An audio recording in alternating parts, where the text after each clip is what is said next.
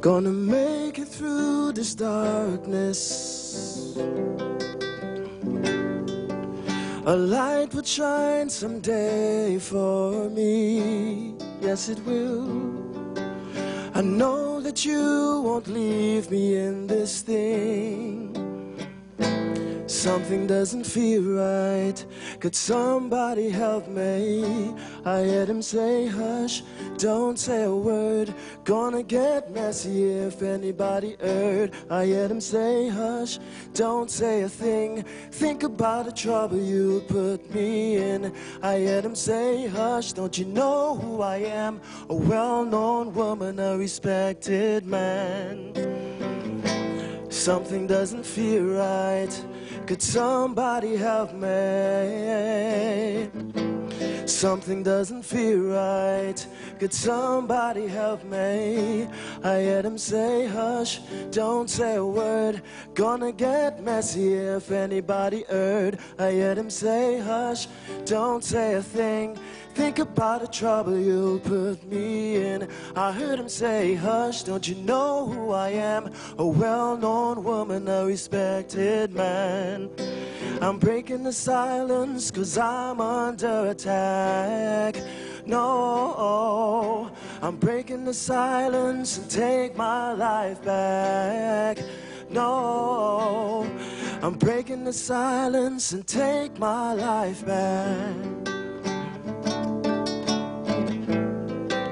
And take my life back.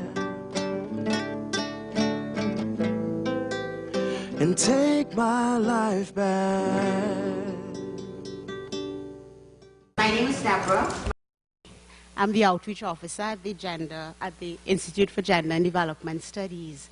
And let me use this opportunity to welcome each and every one of you to the first day proceedings of the Regional Conference on Understanding and Preventing Child Sexual Abuse and HIV Risk.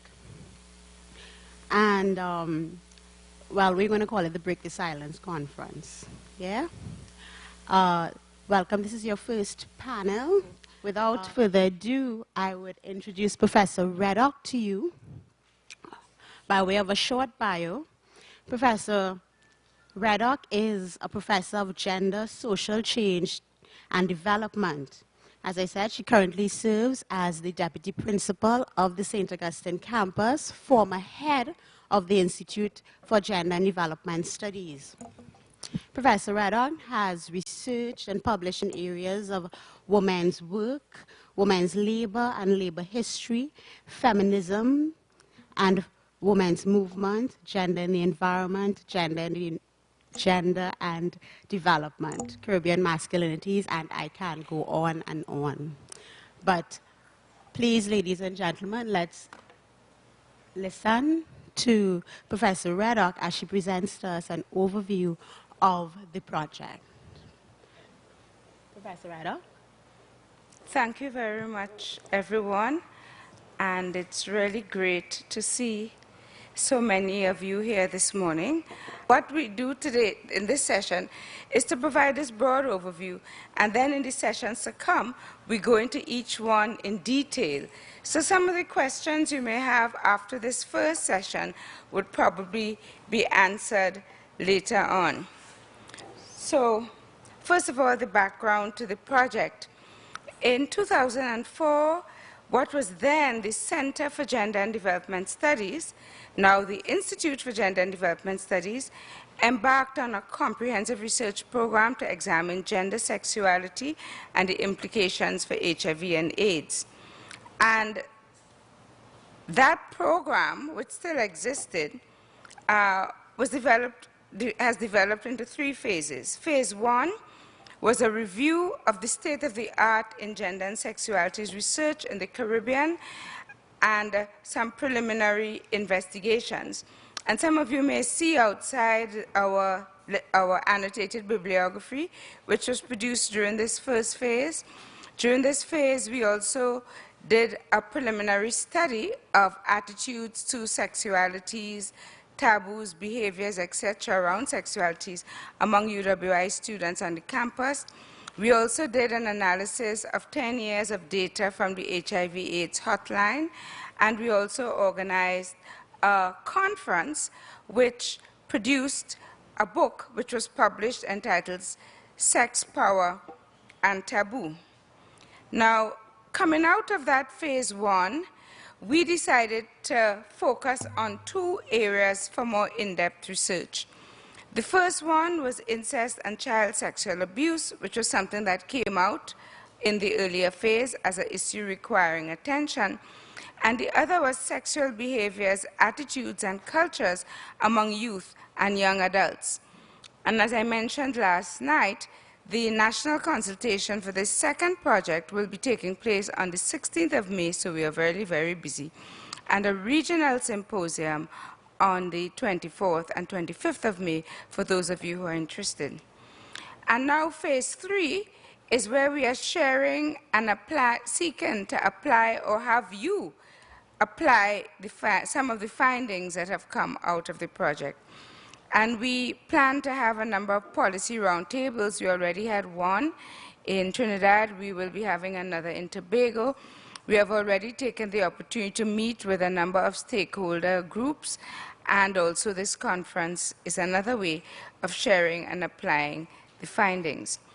Now, we were motivated by the reality noted in the WHO report of 2006 that 42.8% of Caribbean adolescents had their first sexual intercourse before age 10. It was also noted that 47.6% of females and 31.9% of males reported that their first intercourse was forced or coerced. This is very important since we tend to very much stigmatize young people who present with early activity. Also, it was noted that HIV infections among children in Trinidad and Tobago, probably, and young people, 69.3% was due to mother-to-child transmission, 6.9% due to other modes of transmission, and 23.6% due to unknown sources. And although we have no concrete evidence of this yet, we have postulated that a significant proportion of that unknown category are probably of children and young people infected directly or indirectly through child sexual abuse and incest.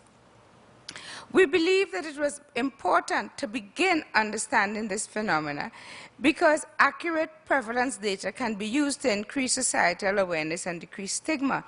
And when we began this project, we hoped to also include a prevalence survey, but we did not. And it's a good thing because we did so much. But we hope that in the future, either we would or someone else would do that very important prevalence survey. Some of the difficulties with the prevalence survey had to do with ethical issues regarding interviewing children, addressing issues of sexuality with children and young people. And in fact, we were thinking of doing the survey on adult survivors. But as it is, that has been shelved, but I think we still need that kind of quantitative data. But we also felt that the data that could be derived from research on this and associated factors could be used to develop effective sexual abuse education and prevention programs, and also could assist in decreasing the incidence and prevalence through culturally appropriate programs. And culturally appropriate is critical, as we heard from our guest speaker last night, that the programs that we introduce should be based on an understanding of our cultures here in Trinidad and Tobago. Now, the broad aims of the project were to generate knowledge and understanding on child sexual abuse and incest and the implications of HIV, but also to empower women, girls, men, and boys to address these issues and to influence service providers, and we could add on policymakers, to understand the linkages between child sexual abuse, incest, and HIV. And our long-term goal was to reduce the prevalence of child sexual abuse and incest and its implications, etc., etc. Our short-term objectives were to develop new gender-sensitive knowledge, and gender-sensitive was important because we felt that many of the understandings in the past had not taken into consideration constructions of masculinities and femininities and the expectations and perceptions of what those should be. We also sought, through our action components, to empower people to understand and address this problem. And we also needed to revise or enhance, because when we began, we weren't aware what policies or procedures existed. But we felt that by the end of this project, we should either have to revise or enhance them. But now we realize we actually have to ensure that these are put in place, and that these procedures, policies, and protocols should conform to international human rights standards. An important part of our strategy, and that's why the title of our project was a multi-sectoral approach, was in building partnerships. So throughout our project, we work with NGOs, government organizations and departments, research organizations, women's organizations, men's organizations, communities, educational organizations. It was an action research project in that we developed an intervention that would include both research, education, and action. We also sought to develop capacity among service providers, communities, and children. And then we also sought to raise awareness by influencing communities, but also policy makers and service providers. We know the lead researchers. The research team, I must mention here, that Professor Jane Parpat of the IGDS was also a member of the research team, the coordinator, Ms. Tisha Nikanik, research assistant, Mr. Kishan Lachman, don't know if you've seen him walking around, and Catherine Chan was our art and media consultant. We also had a project advisory committee that met periodically throughout the life of the project, we would present our work at a particular stage, and they would advise and make recommendations. And you see they represented a range of sectors, as well as the Tobago House of Assembly. Now, these were the components of the project. We had a literature review that looked at child sexual abuse in the Caribbean. We had a legislative review that examined the relevant legislation, including the proposed Children's Acts, and the data from those reports from those legislative reviews were then provided to the Attorney General's office and the legislative drafters, who I understand consider them in their revisions of the children's legislation. We also did a study of service providers and agencies, and we developed some draft protocols in collaboration with representatives from these agencies. We also had 3 ethnographic case studies in the 3 communities in which we did in-depth interventions. Of course, we had what was a media campaign, but which I think was much more of a multimedia campaign. Then we had a content analysis of media coverage. And then we have, of course, the policy influencing interventions. And these are some of the organizations that partnered with us. The UNICEF and the UN Trust Fund to End Violence Against Women, our main funders. Arts in Action, the UWI Theatre and Education Program, the Caribbean Health Research Council, which provided the ongoing evaluation, which was part of the methodology used, the Tobago House of Assembly, and the TOCO Foundation. So I'm just going to go into each of the components here. The literature review highlights the scope and breadth of the work in the region, as well as the strengths and limitations. It's organized by theme and focuses on the general and specific impacts in Trinidad and Tobago in the region, as well as the responses of critical stakeholders, including family, community, civil society, and the state, and the author of that was Rosalie Barclay. Then the legislative review, which critically examined existing laws and the existing criminal law related to child sexual abuse, and as I mentioned, the proposed reforms. It also looked at the legislative framework governing child protection, including the new framework set out in the Children Authorities Act of 2000 as amended by the Children's Authority Amendment Act of 2008, but not yet implemented. And the author of that was Attorney at Law Gayatri Paragas. Then we had the service provider study, which will be examined in more detail in a specific panel, and that sought to review the available services, to influence changes in service providers' policies and procedures, and to enhance the capacities by developing partnerships and also cross-referrals. This was something we were very interested in because the UN Trust Fund project particularly focused on sexual violence and HIV. So we wanted to find out, for example, the extent to which persons who presented with sexual abuse may have been referred to HIV centers for either counseling or testing or vice versa. These were some of the service provider groups that were studied, but you'll hear more about that later on. Then we had the community interventions. And the aim of that was to provide a holistic, multidisciplinary approach to preventing child sexual abuse and incest and HIV throughout Trinidad and Tobago by working with 3 communities over a period of 12 months to implement a community-created, gender-sensitive, youth-centered intervention. And again, you will hear more about that in a panel that goes into that in more detail. It also aimed to provide education, skills building, and services that community members wanted and felt that they needed. And what was important, and you'll be hearing more about this in the discussion of the model, was that the research process was embedded in the intervention process, which provided the base for qualitative data collection. And I think that when we do our final reports, we'll be evaluating the strengths and weaknesses of that approach. The community intervention team members who worked through the Coalition Against Domestic Violence with Tracy Rogers, who those of you who came last night saw on our small video clip, Maureen Searles, and Karima Mackenzie Thomas. And these were the 3 communities selected: the Toko Coast, Matlot Tamatura, Aranguez El Socorro area, and Charlottesville in Tobago. Now, prior to beginning the actual community interventions, we had 3 field researchers go into each of the community to work for what was a short period for ethnographic study.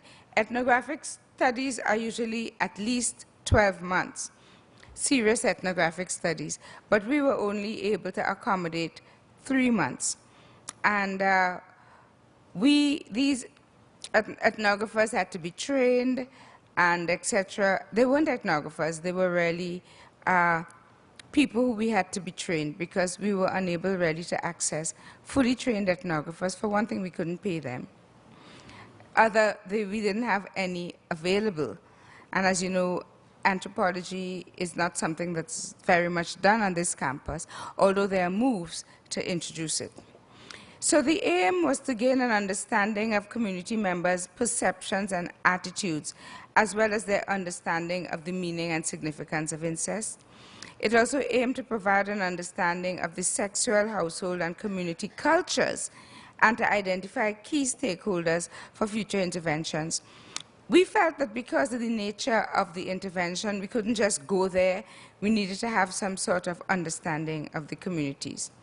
But you'll hear more about that in the discussion of the model. So then we had the media or multimedia campaign, and this aimed to raise awareness throughout the country beyond the communities of intervention. And this was important. We could not have this in-depth intervention throughout the country, but the media campaign was supposed to reach the wider society. And I think that it has accomplished that to some extent, but we still have work to do. And a key component of this was the creation of the blue teddy symbol, which by now, if you don't know it well. Now, and this became the logo of the campaign and the project and was presented in many formats. The media campaign was heightened during April 2011 when it designated April Child Abuse Awareness Month. And an entire calendar of activities was developed, most based on community or individual initiatives. And last night I mentioned some of those, but you'll also be hearing more about this later on, like the marches, the wall paintings, etc. And these were some of the media products that were produced, a documentary film, and you'll be seeing a section of this shortly, posters and postcards.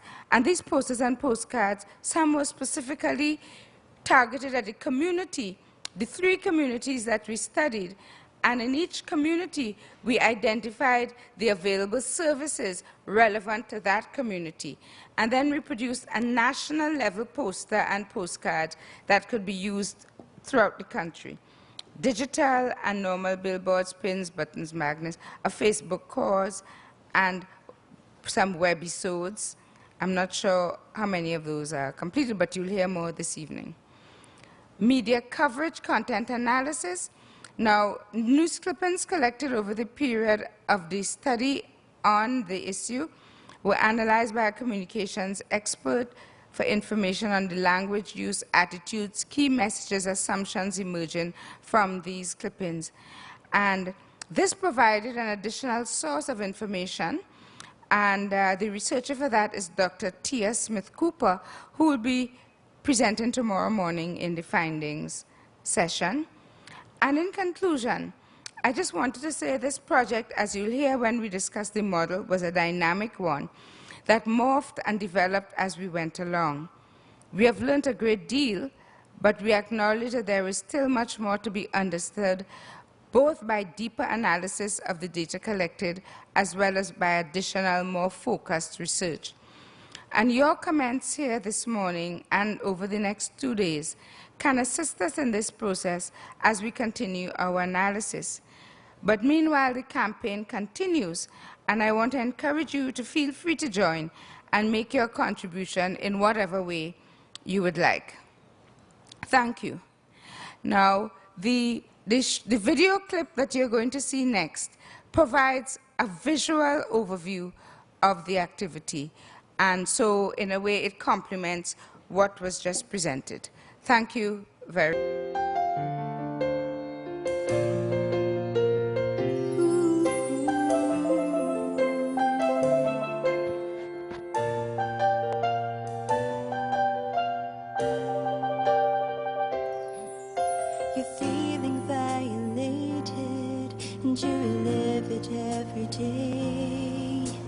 The overall aim of the Break the Silence project is to reduce the prevalence of child sexual abuse and incest and implications for risky sexual behavior that lead to HIV/AIDS throughout Trinidad and Tobago.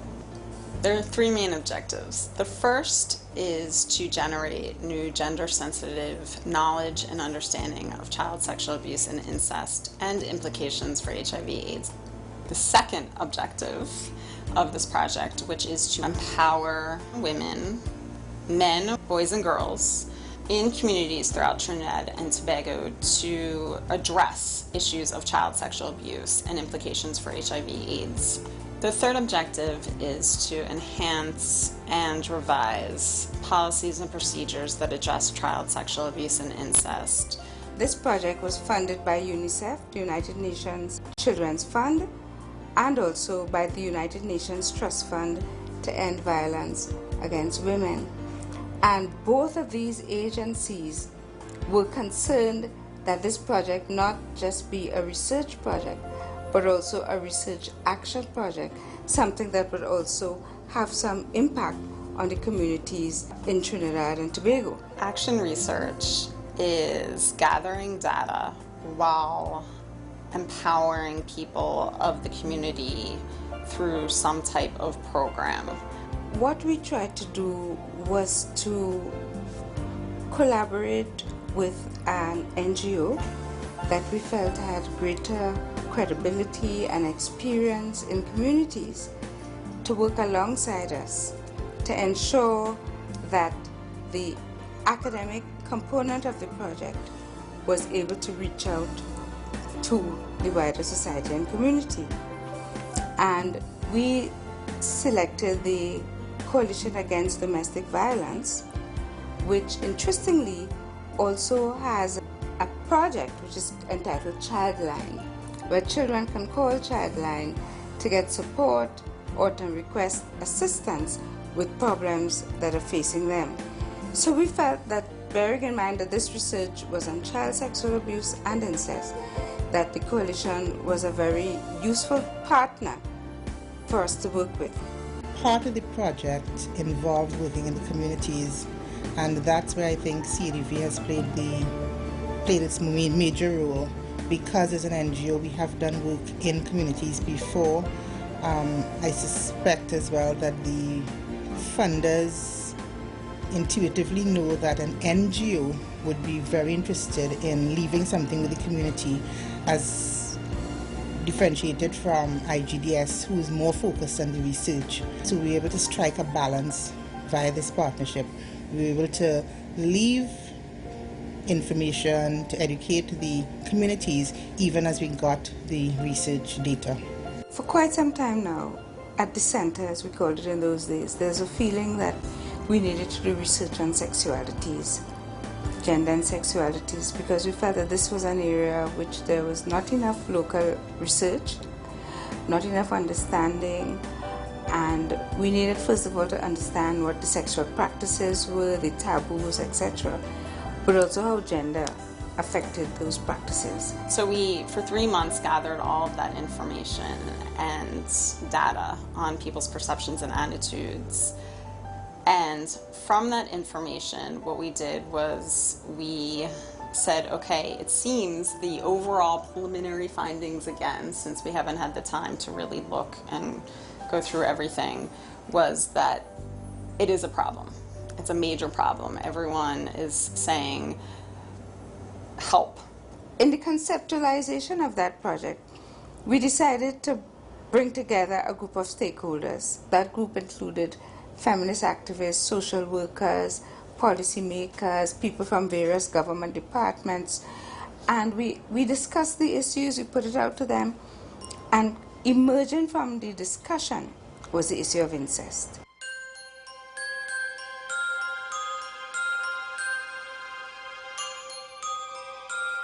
Mommy, Uncle said they would be touching me.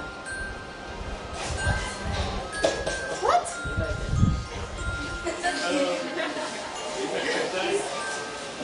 You understand what you're saying, young lady? Incest, of course, is not normally an issue you discuss when you deal with sexualities. But we felt that clearly this was a need, it had come up from the stakeholders, and therefore we should address it. Mommy, I don't know what to believe. You're always lying now. But Mommy, I am not lying. How am I supposed to know that? One of our researchers, Dr. Sandra Reed, she and others have found that survivors of incest are at high risk for what for want of a better word, can be called risky sexual behavior in later years. So that some of the psychological results of that early traumatic experience can manifest later, for example, in multiple partnerships, inability to develop long-term intimacy, etc. And these are all the things that we know contribute to increased HIV risk among young people.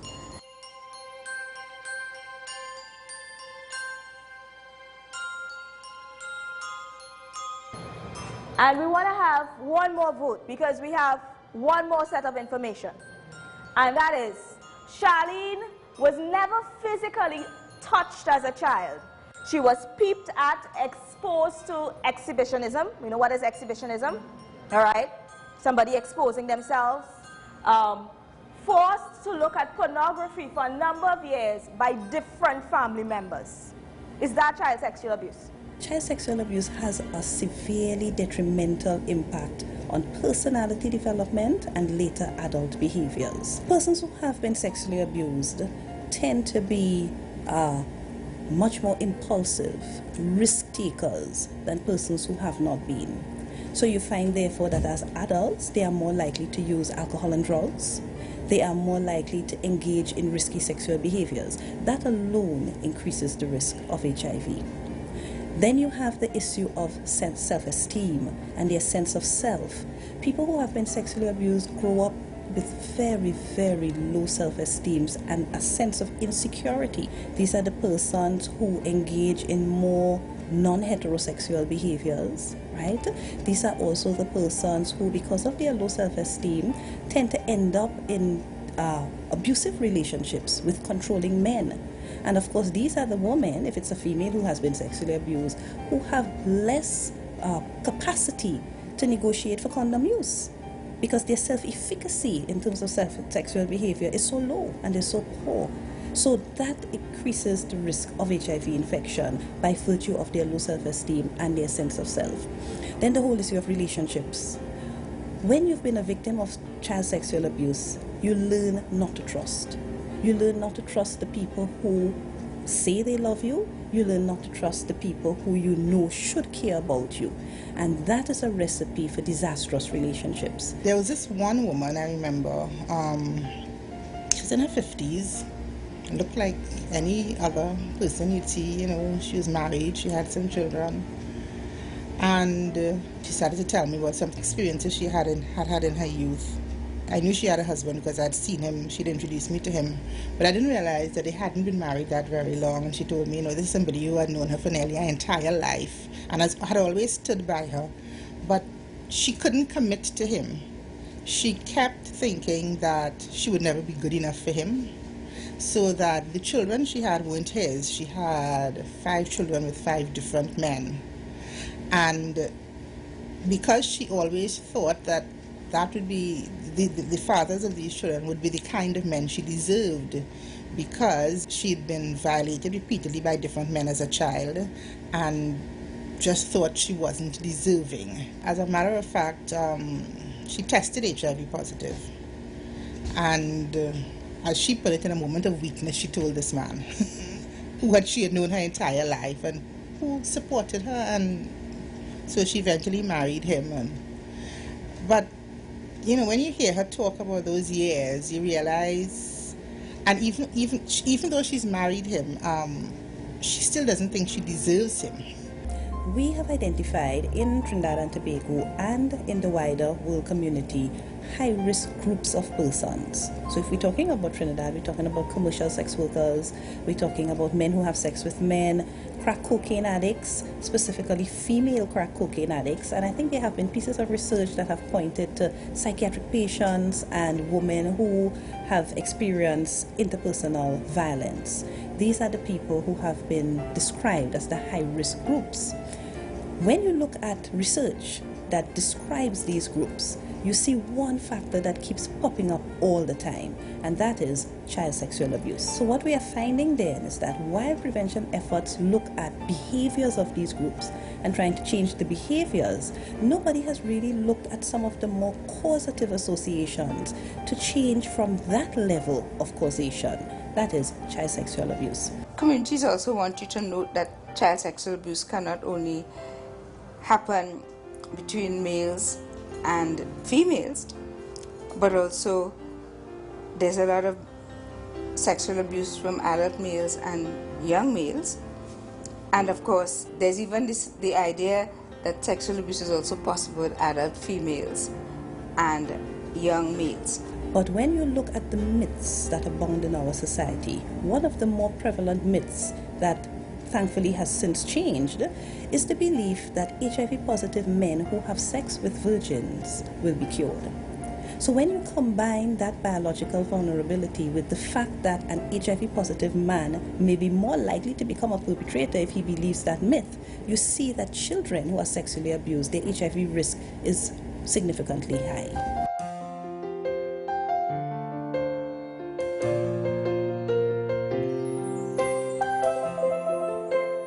This model was very adaptive. In the beginning, we had one idea of what the model would be. We were supposed to identify 3 communities, go to each community about 3 times or 4 times over an extended period to have an intervention. At that time, we went into 3 pilot communities, 2 in Trinidad and 1 in Tobago. And we had researchers gather information from community members themselves on what their perceptions and attitudes were toward child sexual abuse and incest. In each of the 3 communities, we heard the same thing.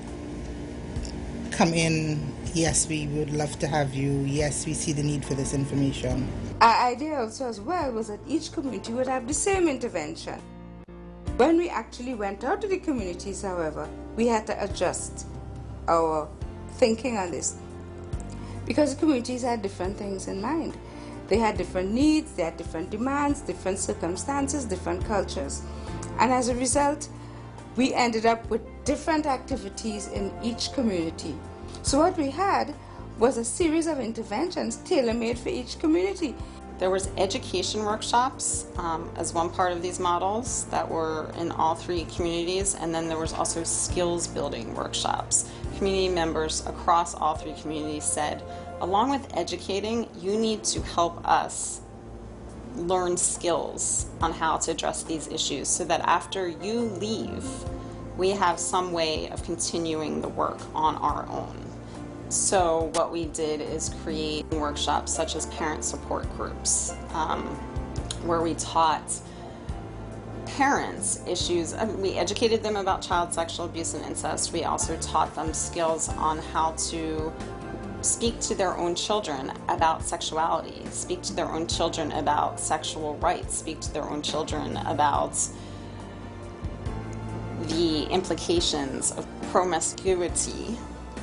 We worked with victims of child sexual abuse, adults, women in particular, that said we need a forum, a space to just talk to one another. So we again formed these groups where we educated them about child sexual abuse and incest, and we taught them skills on how to facilitate their own peer support groups. And now what's going on is after the interventions have been completed, they have gone on and continued the work on their own. They now have the skills to facilitate their own peer support groups, and they're meeting on their own after work at night, talking to one another, speaking out, empowering each other. Another skill that we taught was crisis intervention skills for teachers in particular, ways to deal with children that just have these signs of child sexual abuse and incest. How do you deal with the issues? How do you deal with children that are acting out, that are seeking out help, but you're not sure what to do? Issues like that. The final component of the model, the general model that we created, along with education and skills building, was to create some type of support service. Again, I think this is related to the peer support groups that we helped create to empower the community members, and also we did hold some family days where there was counseling and general health testing. We didn't go into the community and say we are here to do this. We invited their input, we asked for their suggestions, we told them what the overall aims and objectives of the project were, and asked what would work best in your community to really inform and educate people. And that strategy, I think, got buy-in from day one, so that many people in each of the communities really owned the activities and the programs that we put on. What is also important is that for the community-based interventions, we were able to use Arts in Action, which is a UWI Theatre in Education organization.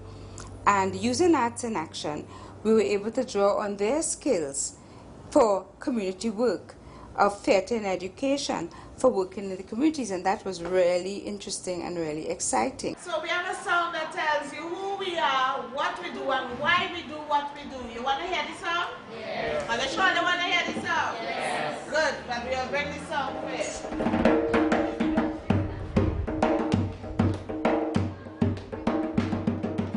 We would usually go into communities and put on a play, a short play, which would be like 5 to 7 minutes long, after which we'd employ theatre and education techniques to talk about the issues. By talk I mean individuals would come up and assume roles, or they would give suggestions and see their suggestions played back. What we found is that men are a hard target to reach in this particular manner. They're very least likely to come out to town meetings, and they're the least likely to take part in in those kinds of activities. So we had to go to them. And that would mean getting them in bars where they usually hang out, or if they play basketball or cricket. After considering that, we decided that for the men, we would try invisible theatre. During the whole course of the performance, you'd get a sense of the behaviors and attitudes towards the particular issue. In a fine castle, do you hear my CCO? In a fine castle, do you hear my CCO? We did secondary school workshops. That would be theatre and education activities. We would create scenarios, 3 different scenarios that would address different aspects of the theme, child sexual abuse and implications for HIV/AIDS. We would present these scenarios to the young people, after which we would ask them questions about the characters, the situations, after which they would be invited to share information with one of the characters to change the situation or create a better outcome. Mommy, Uncle Cecil, no, he going to work, you know that? Good. This place in a mess. Help me clean the place, yo. Mommy, I can't be home and Uncle Cecil home again. Why not?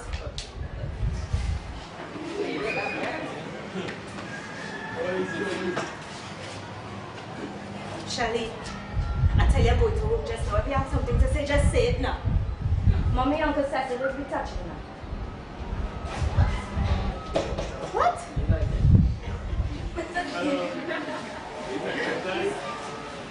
You understand what you're saying, young lady? Why are you so ungrateful? He putting a roof over our head. He putting food on the table. Mommy, you hear what I'm telling you? Mommy, Uncle Cecil is interfering with me. Little girl, of late I find your behavior has been very disturbing. You're lying, you're coming home late, you with all kind of man all over the I'm place. happy with him, Mommy, and I'm not lying to you. Why would I lie for something like that? Do you understand what you're saying? Mommy, you hearing what I'm telling you? I don't believe this. I think you out of place. You're out of order. What happened to you? I don't know this child anymore. You're not the same little child I know. Mommy, you don't believe me? I don't know what to believe. You're always lying now. But Mommy, I am not lying. How am I supposed to know that? Uncle Cecil raped the little girl. And the mother don't believe him. The young people that we interacted with, some of them showed the same attitudes and behaviors we found in the bar. In fact, you're seeing where it starts in the secondary schools. A lot of them sometimes have the right answer. They know exactly what to tell you about the topic.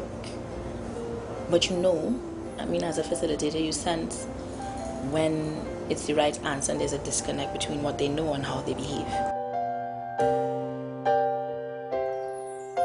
You're feeling violated and you relive it every day.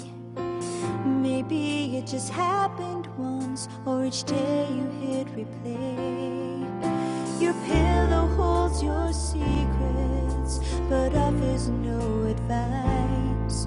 So the tears you shed in silence, is your heart being the price? There's no shame in what you're feeling. There is an open door. It's time to start the healing and become the you lost before. Talk to me now, I am here. It's alright, you're not alone. I know you're scared, humiliated.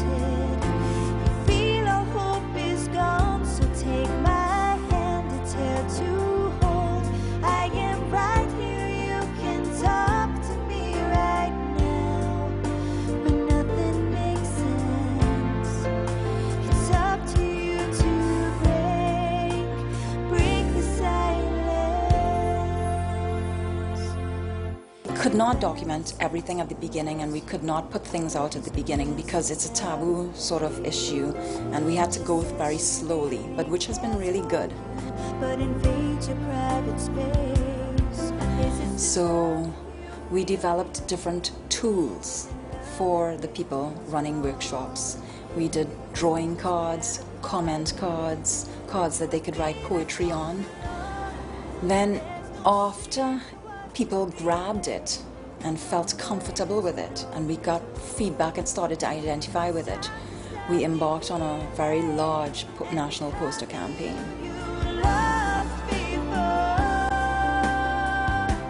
The posters going to schools through Childline and to health centers, community centers, and all sort of social service units all over the country. When we came up with the teddy bear symbol, we really felt that we wanted to become, this 20 years, 50 years from now, the symbol of child abuse, and more specifically child sexual abuse in Trinidad and Tobago, and even in the region. We were thinking in a broad way of a campaign that could really have long-term value. So the teddy bear is a universal symbol that represents love and care, and people immediately see a teddy bear and they have some notion of love and care. That has had a really significant impact, we hope, on reducing the stigma, because here you now have a tangible, empathic symbol to identify with. The blue teddy bear has a plaster on its heart, which then signals healing and hope. So we don't want to have a sort of non-hopeful feeling. We wanted to have a feeling of hope.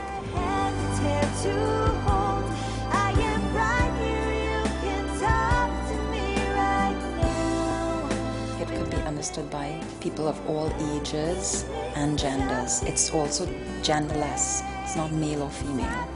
And also it just has a reference to loving and caring. So it's a symbol that we thought could work for child sexual abuse.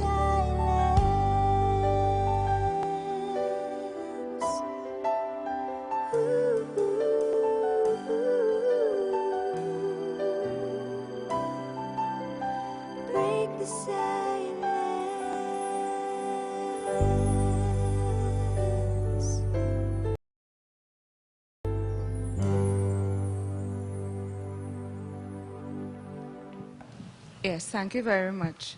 You know, at one time I was thinking, maybe we shouldn't have this session at all, because each of the sessions coming will go into much more detail. So, related to the teddy bear symbol, on the media campaign panel, they will be discussing more about how they came up with the idea and their justification, etc.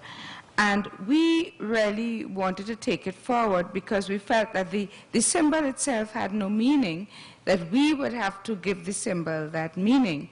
And I think we were influenced by the way in which the red ribbon, which had no significance prior to the HIV pandemic, has come to become a global symbol for HIV/AIDS, that you don't have to say anything. A red ribbon really has nothing to do with health or sex or anything, but it has been given that meaning. Similarly related to that, there's a pink ribbon for breast cancer awareness, and I know in South Africa there's a white ribbon for sexual domestic violence. So we thought that this teddy bear symbol we are hoping that it could have not just regional significance, but international significance as well. And I think Catherine explained it very well in the presentation, but she will probably do more. She said that the teddy bear is a universal symbol. I told her it's not really universal. It maybe has become a universal symbol for caring and for comfort. But because it has become that symbol, I think that was one of the motivations. The blue teddy bear was because the teddy bear was sad. I remember In reading up some of the notes, I was very touched by the way that the same Samantha Pierce, she had workshops with very small children, and we actually have a rare blue teddy bear. I don't know if they brought it today. And she would ask the children, why is the teddy sad? And then the children would give their own explanations as to why the teddy was sad. So the teddy turned out to be a very good symbol and part of the methodology in reaching out to very young children as well. And I think also the teddy speaks to the child in all of us. You know, like when we saw the little children with their teddy T-shirts, you know, that was really very powerful.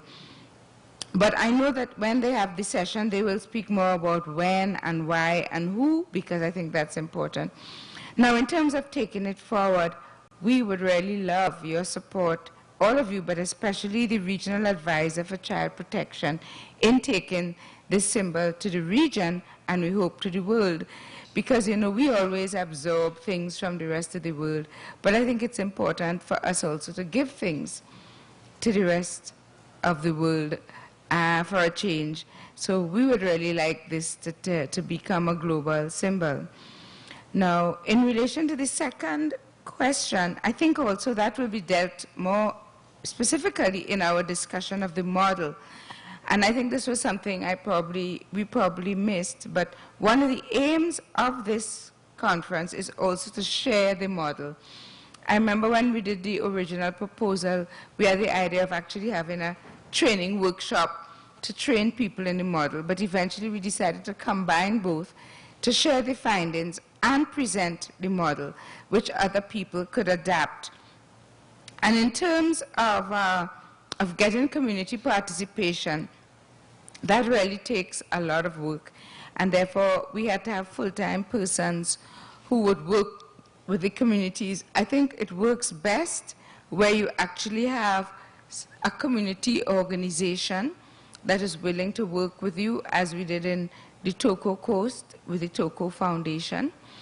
But in all communities, you need to have an initial liaison person who is interested, who's willing to allow you entrance into the community.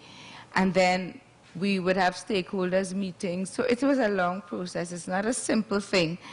And in fact, what is important for us is that we still have to periodically look in to the communities. I know we have representatives of some communities here, so maybe they could share with us what they felt assisted us in reaching out. In some communities it was more difficult, and when one strategy didn't work, we had to try another strategy.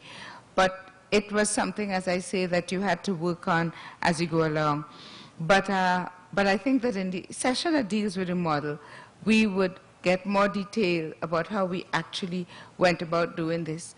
So I don't know if any of the community persons wanted to answer that question about how we were able to get on to the community. I don't know if they wanted to respond to that.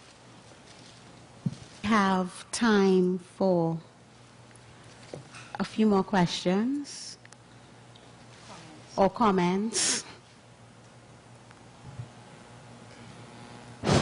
Yes, my concern is about the sustainability of the interventions. And since the conclusion of the project, what are the preliminary results that you are getting out insofar as the police are concerned, the families concerned, the community?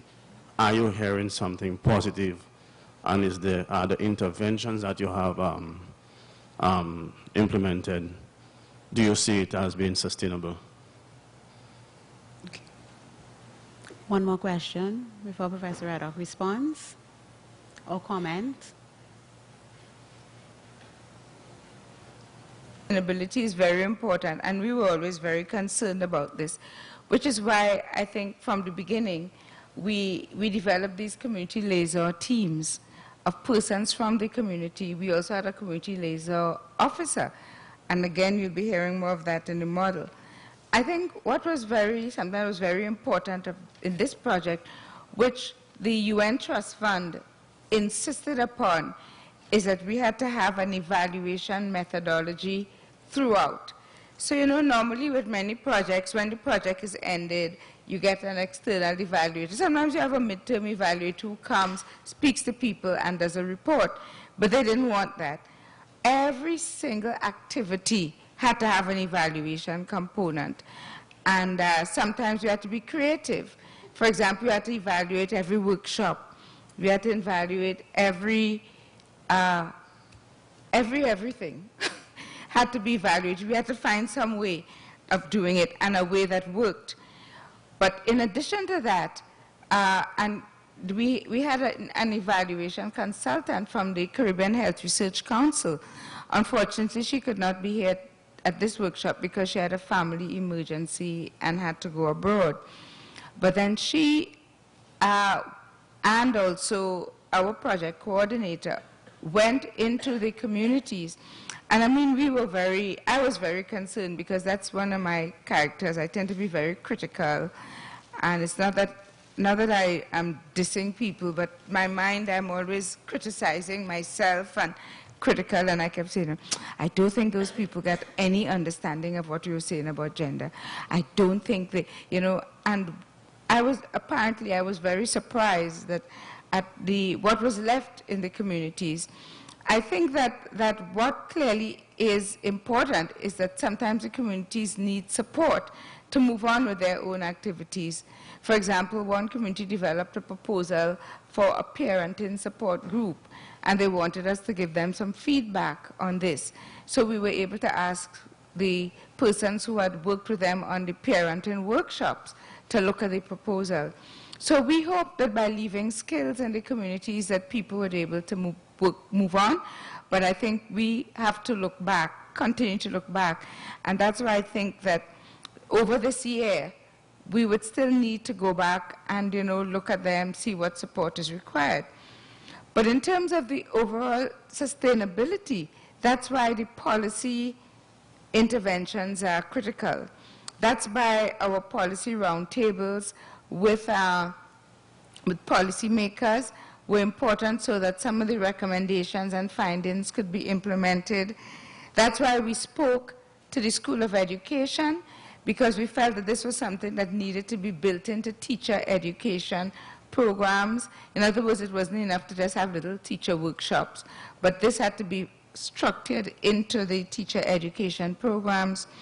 We also met with the Children's Authority Board, because we know that when they are fully on board, if you pardon the, that they would need to set up structures to deal with this. So there's one thing in terms of the community sustainability, but then also it was also important for the policy matters at a broad level in all the sectors. Now, at one of the marches that I attended, and I didn't attend most of them, the Minister of Community Development was there, and he did pledge his support to anything that follow-up activity that we would like, which is something that we would need to take him up on in terms of building this community sustainability. But what is interesting is that many of the marches have been taking place in communities where we did not have interventions. And what is important is they are trying to do their own interventions.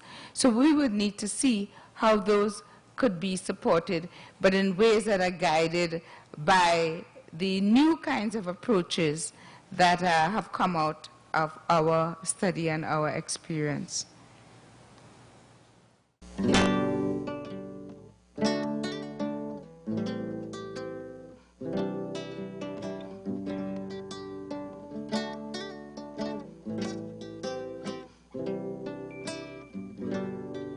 Gonna make it through the was from the Ministry of the People and Social Development, the Deputy PS, and I'm very happy to be here with you this morning. Thank you. yes it will. More people and social development, and as Mrs. Suba said, we are very happy to be here and looking forward to learning as much as possible from this conference. Thank you. Could somebody help me? Good morning, ladies and gentlemen. My name is Geneva Dripolsing, and I am a regular person off the street, literally, who's interested. Actually, I'm a teacher by profession, but I saw the email with regards to break the silence, and the interest brought me here. I hope to learn something, anything. Something doesn't feel right. Hi, good day. I'm Nicola Fuentes from the Trinidad Tobago Olympic Committee. Something doesn't feel right. Good day, I'm Owen Henda from Trinidad and Tobago Alliance for Sport and Physical Education. Don't say a word, gonna get messy if anybody. Good morning, my name is Stacey Cato. I'm from the Trinidad and Tobago Olympic Committee. Think about the trouble you'll put me in. Hi, good morning everybody. I'm from the Youth Education Department of Families in Action, and I'm also a student at the University of the West Indies. I'm breaking the silence cause Hi, good morning. I'm also a postgrad student at UE. My name is Vian. Nice to meet you. I'm breaking the silence and take my life back. Hey everyone, my name is Tammy Yates. I'm the officer in charge of UNFPA here in Trinidad and Tobago.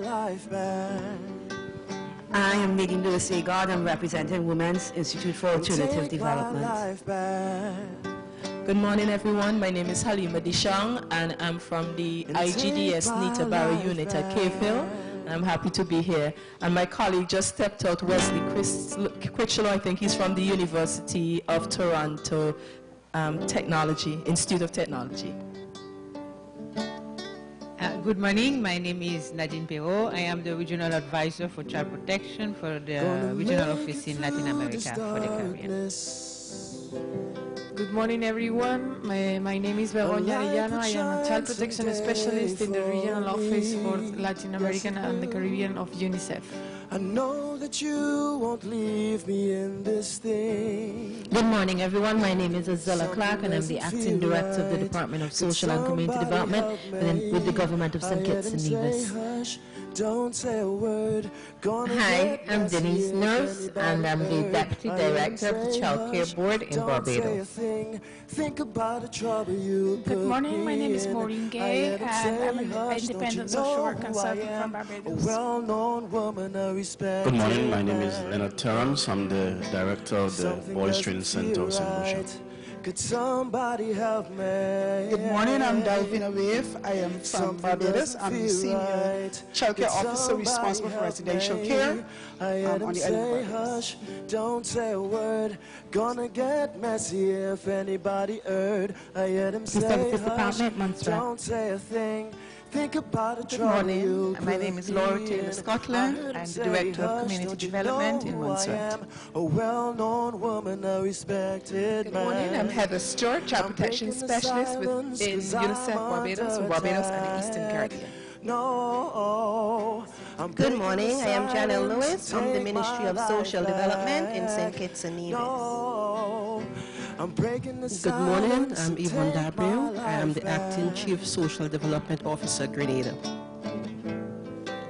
Good morning, I'm Bernadette Guy, member of the Board of Directors of Child Welfare Authority, Grenada.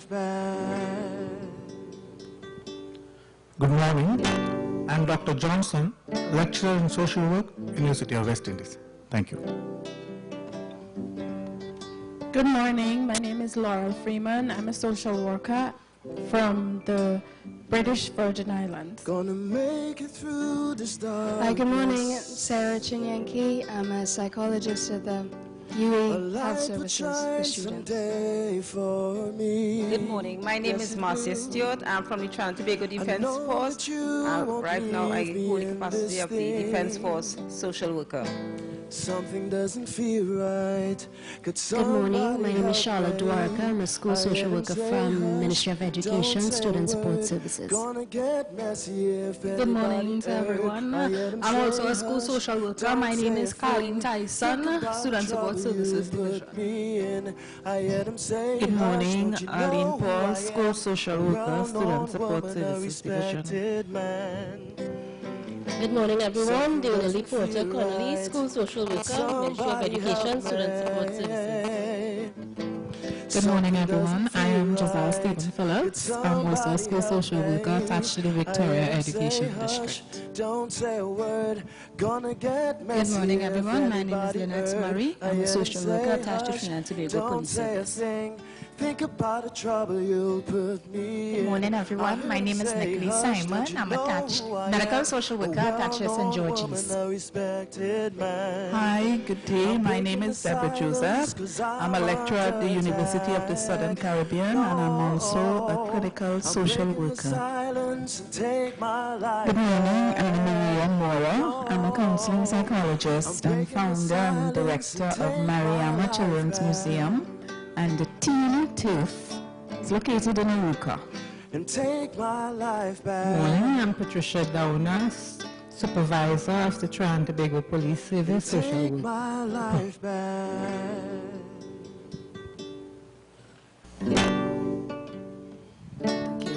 Hello everyone, I'm Folade Mutote. I'm with the Women's Institute for Alternative Development, WINAD. I want to welcome our sisters and brothers from across the region. I hope you have a fabulous time here. Gonna make it through this darkness. Good morning, Crystal Roseanne, Program Officer Legal with Aspire. Good morning, Sydney Sugden, School Social Worker, Ministry of Education. Hi, good morning, Jordan Moraz, School Social Worker, Student Support Services Division. Hi, good morning, everybody. Amanda Randial, Counselor with Rape Crisis Center. Good morning, everyone. Natalie O'Brady, Senior Counselor with Crisis Society. Name Sitram Prasad, Teacher and Counselor at the Youth Training Center, Prison Department. Good morning, everyone. My name is Siobhan Cyrus Williams, and I'm the prison psychologist. Good morning, I'm Siobhan Burrows. I am currently MSc Clinical Psychology student and part-time counselor at Rape Crisis. Hi, Marlene Raghuba, Clinical Psychologist, St. Anne's Hospital. Hi, good morning. I'm Gemma Azil, Coordinator for the Child Abuse Prevention Unit in Dominica. Think about the trouble you'll put. Good morning, I am Justina Mills from Dominica. I am the Deputy Manager of Chances, that's the place of care and protection for children at risk, and I'm also a social worker there. Hello everyone, my name is Gail Pierre Ashing. I'm a secondary school teacher and I'm also an MSc student at the University of the Southern Caribbean. Good morning, my name is Margaret Cumberbatch from St. Vincent. I'm the Deputy Director of Family Affairs Division within the Ministry of National Mobilization, Social Development, Youth, Sports, Culture and Gender Affairs. Thank you. And take my life back.